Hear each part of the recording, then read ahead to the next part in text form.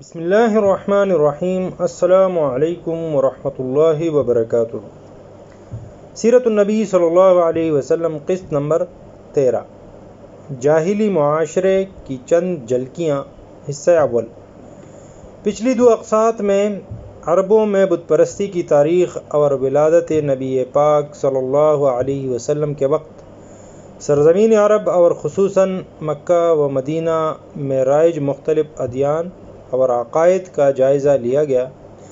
اس قسط میں ظہور اسلام کے وقت عربوں اور خصوصاً قریش مکہ کے معاشی اور معاشرتی حالات بیان کیے جائیں گے۔ ظہور اسلام کے وقت اگر عرب معاشرے کا ایک سرسری سا جائزہ بھی لیا جائے تو ایک بات شدت سے محسوس ہوتی ہے کہ تب کا عرب معاشرہ ایک ہی وقت میں اچھی بری متضاد خصلتوں کا شکار تھا، اور اس سے بھی اہم بات یہ کہ اچھی بری یہ متضاد خصلتیں اپنی پوری شدت سے ان میں سرایت پذیر تھیں۔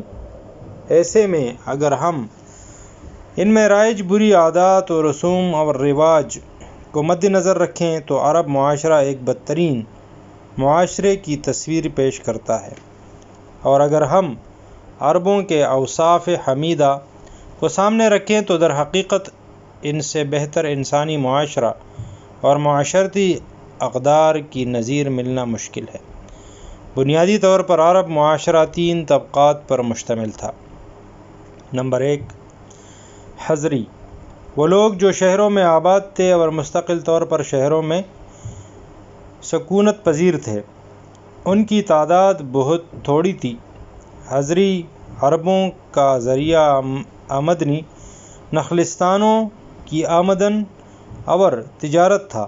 در حقیقت یہ آپ صلی اللہ علیہ وسلم کے پردادا حضرت ہاشم تھے، جنہوں نے روم و ایران اور شام و ہندوستان کے حکمرانوں کے ساتھ تجارتی معاہدات کیے، اور اس طرح عرب لوگ بڑے بڑے قافلوں کی صورت میں ان کے ممالک جاتے اور وہاں سے قافلے عرب آتے۔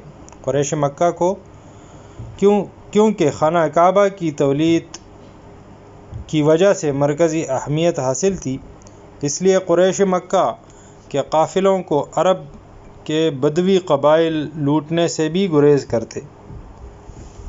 نمبر 2، بدوی، عرب کی اکثر آبادی بدوی قبائل پر مشتمل تھی جو خانہ بدوشی کی زندگی بسر کرتی تھی۔ ان کا اصل ذریعہ معاش گلابانی یعنی جانور پالنا تھا، اس لیے جہاں کہیں چراگاہ نظر آتی وہیں ڈیرے ڈال دیے جاتے تھے۔ جب اس چراگاہ میں ان کے جانوروں کی خوراک ختم ہو جاتی تو وہاں سے کسی اور جگہ کا رخ کرتے۔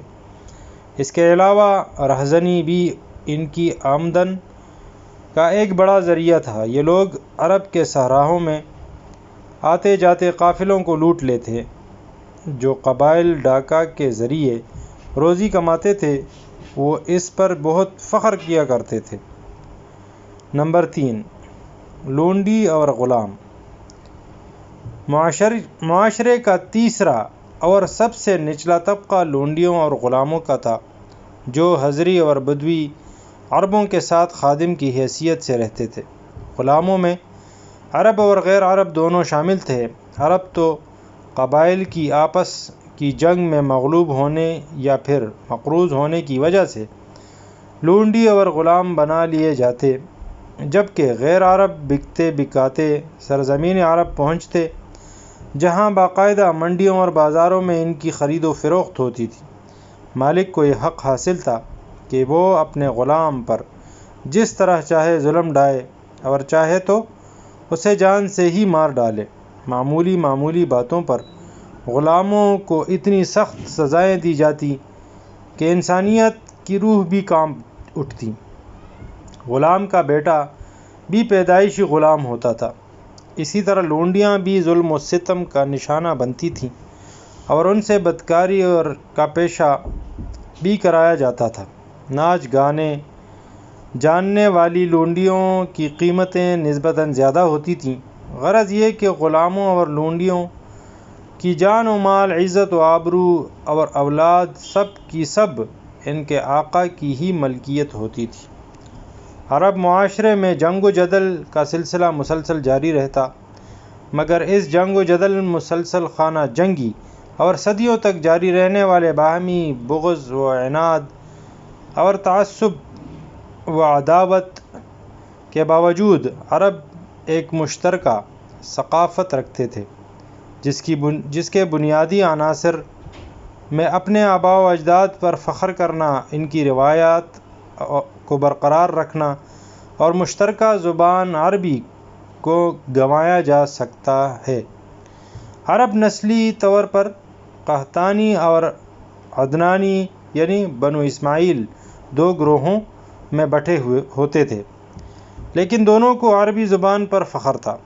شعر و شاعری بچے بچے کی زبان پر تھی اور شعری ذوق اور عرب ثقافت کا بھرپور اظہار طائف کے قریب عکاظ کے مقام پر ہر سال لگنے والے میلہ میں کیا جاتا تھا۔ عام حالات میں ایک عرب جنگجو سپاہی ہوتا تھا، مگر اس میلے میں وہ بھی ایک شاعر کا روپ دھار لیتا۔ شراب خوری کی مجلسیں سجائی جاتی اور گردش جام کے ساتھ ایسی بلند پایہ غزلیں کہی جاتی کہ آج تک اس دور کے ادب کو کلاسیکی مانا جاتا ہے۔ فاحشہ عورتوں کی موجودگی نے ان مجالس کی بیہودگی کی انتہائی پستیوں تک پہنچا دیا تھا۔ السلام علیکم ورحمۃ اللہ وبرکاتہ۔